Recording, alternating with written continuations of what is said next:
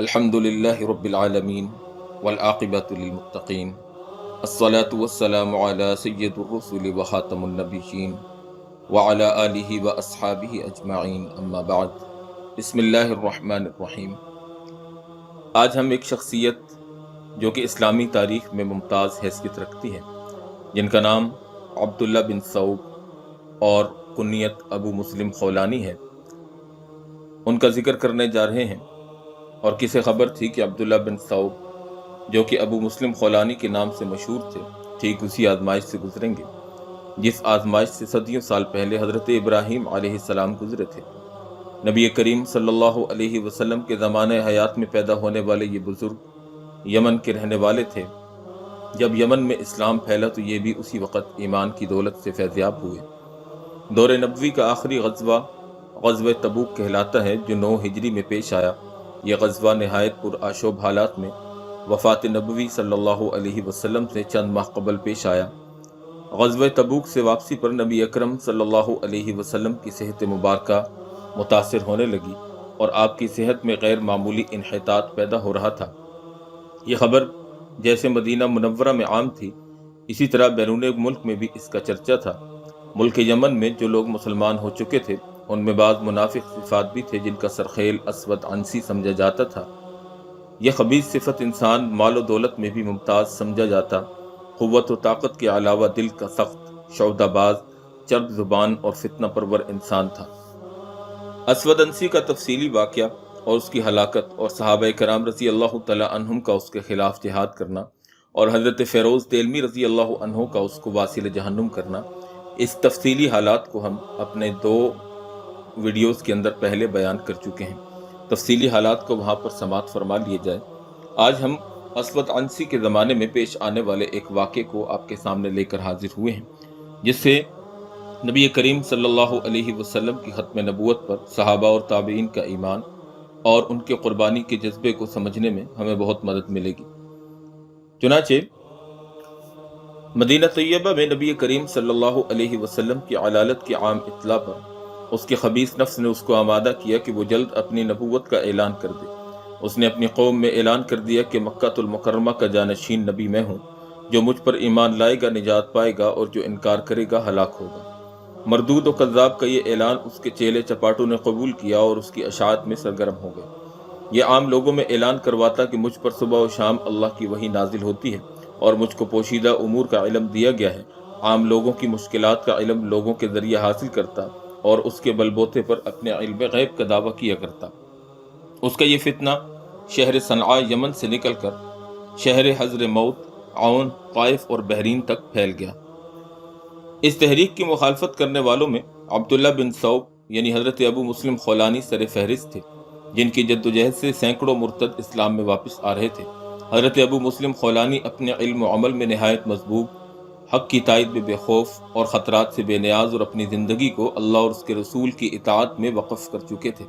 عام مسلمانوں کے دل ان کی ہمت و استقامت سے متاثر تھے۔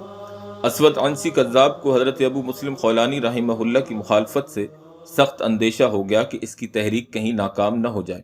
اپنے مددگاروں سے مشورہ کیا کہ ابو مسلم خولانی کا خاتمہ کس طرح سے کیا جائے۔ بعض لوگوں نے مشورہ دیا کہ انہیں قتل کر دیا جائے، دیگر بعض نے کہا کہ شہر بدر کر دیا جائے، اور بعض لوگوں کا مشورہ تھا کہ انہیں سب کے سامنے ایسی عبرتناک سزا دی جائے کہ دوسرے لوگوں کے حوصلے پست ہو جائیں، چنانچہ انہیں دیکھتی آگ میں جھونک دیا جائے۔ اسود عنسی کو یہی مشورہ پسند آیا کہ ابو مسلم رحمہ اللہ کو آگ میں جھونک دیا جائے۔ چنانچہ شہر سے باہر ایک میدان میں آگ دہکائی گئی اور اعلان کیا گیا کہ سب لوگ ابو مسلم کا انجام دیکھیں۔ جب آگ تیار ہو گئی اور اپنے شعلے شراروں سے بھڑک اٹھی تو کذاب اسود عنسی اپنے حشم و خدم اور لاؤ لشکر کے ساتھ میدان میں آیا اور خیمے میں اپنے تخت پر بیٹھ گیا، اس کی جھوٹی شان و آن کے لیے جو کہ تیار کیا گیا تھا۔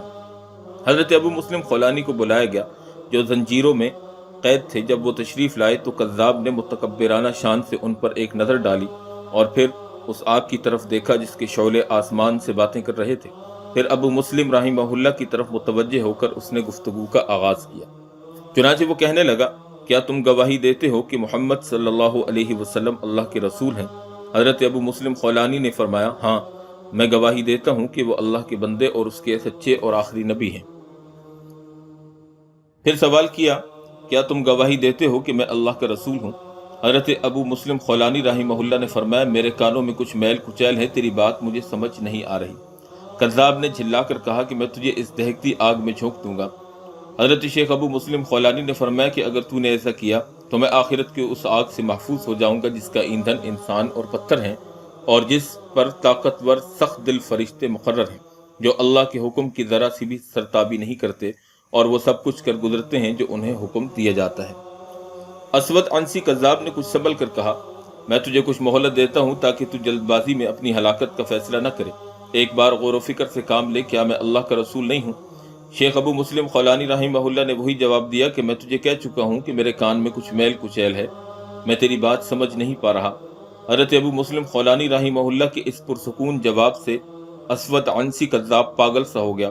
وہ شیخ کو آگ میں جھونکنے کا حکم دینے ہی والا تھا کہ اچانک اس کا ایک بزرگ دوست مجمع کو چیرتا پھاڑتا کذاب کے قریب آیا اور اس کے کانوں میں اس طرح گویا ہوا اسود عنسی، تم خوب جانتے ہو کہ ملک یمن میں ابو مسلم خولانی ایک پاکیزہ خصلت اور مستجاب الدعوات انسان مشہور ہیں۔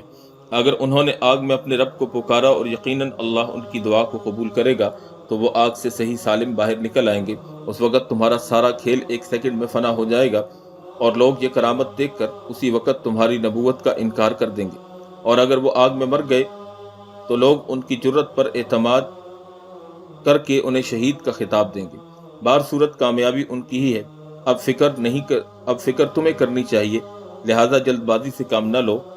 بہتر ہے ابو مسلم کو آگ میں جھونکنے کے بجائے شہر بدر کر دیا جائے تاکہ لوگ ان کا ساتھ نہ دیں اور تم آرام سے رہ سکو۔ لیکن شیطان نے اسود عنسی کذاب کو غور و فکر کرنے کا موقع نہ دیا اور اس نے ضد و فساد میں حضرت ابو مسلم خولانی کو بھڑکتی ہوئی آگ میں ڈال دیا۔ یہ کارروائی چند لمحات میں پوری ہو گئی۔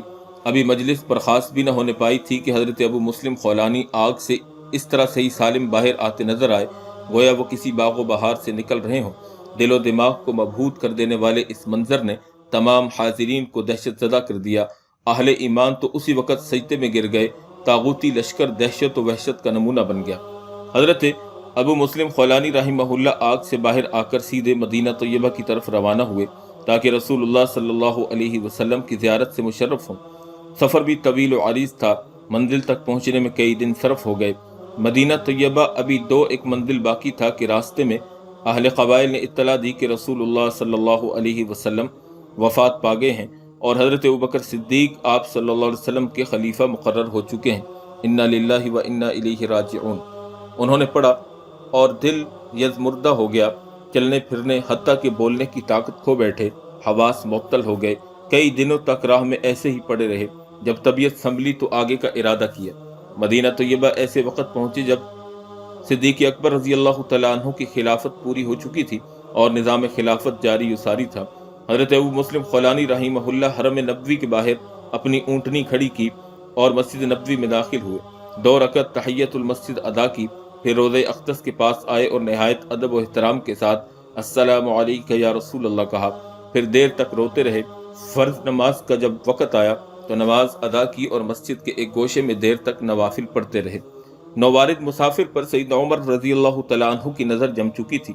فراغت کے بعد قریب آئے اور پوچھا کہ تم کون ہو اور کہاں سے آئے ہو، کس سے ملنا ہے؟ تو نووارد مسافر نے کہا یمن کا باشندہ ہوں، زیارت نبوی کے لیے چلا تھا، راستے میں اطلاع ملی کہ اللہ کے رسول وفات پا چکے ہیں۔ رسول اللہ صلی اللہ علیہ وسلم کی خدمت اقدس میں سلام عرض کر کے پھر میں واپس چلا جاؤں گا۔ حضرت عمر رضی اللہ تعالیٰ عنہ کی فاروقی نگاہ نے سب کچھ سمجھ لیا۔ پوچھا یہ تو بتاؤ اس جھوٹے نبی نے جس مسلمان کو آگ میں جھونک دیا تھا اس کا کیا انجام ہوا؟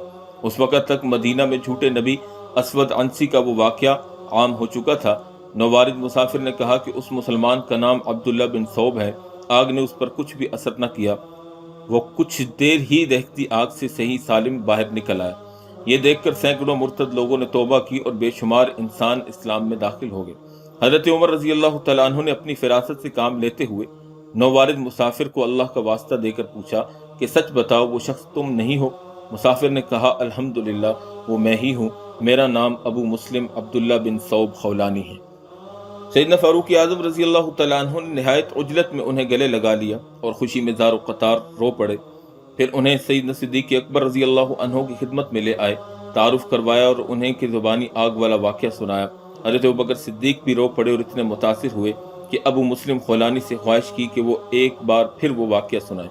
اختتام پر سیدنا عمر رضی اللہ تعالیٰ عنہ نے ابو مسلم خولانی سے کہا، کیا آپ کو علم ہے کہ کذاب کا کیا انجام ہوا؟ ابو مسلم خولانی رحمہ اللہ نے کہا کہ یمن سے نکلنے کے بعد مجھے اس کے بارے میں کوئی اطلاع نہیں۔ حضرت عمر رضی اللہ عنہ نے فرمایا، اللہ تعالیٰ جل شانہ نے اس کذاب کو خود اس کی قوم کے ہاتھوں قتل کروایا اور اس کی قوت و طاقت کو پامال کیا اور اس کی پیروی کرنے والوں کو ہدایت دی، وہ سب ایمان کی طرف لوٹ آئے ہیں۔ حضرت ابو مسلم خولانی رحمہ اللہ نے کذاب کا یہ انجام سن کر اللہ تعالیٰ جل شانہ کا اس طرح شکر ادا کیا، الحمدللہ الذی لم یخرجنی من الدنیا حتی قدت عینی بمسرعہ وعودت المخزوعین من اہل الجمن۔ تمام تعریفیں اللہ ہی کے لیے سزاوار ہیں جس نے زندگی ہی میں میری آنکھیں اس دجال کذاب کی ہلاکت سے ٹھنڈی کی اور یمن کے مسلمانوں کو اس کے مکر و فریب سے نجات دی اور انہیں دوبارہ اسلام قبول کرنے کی توفیق عطا فرمائی۔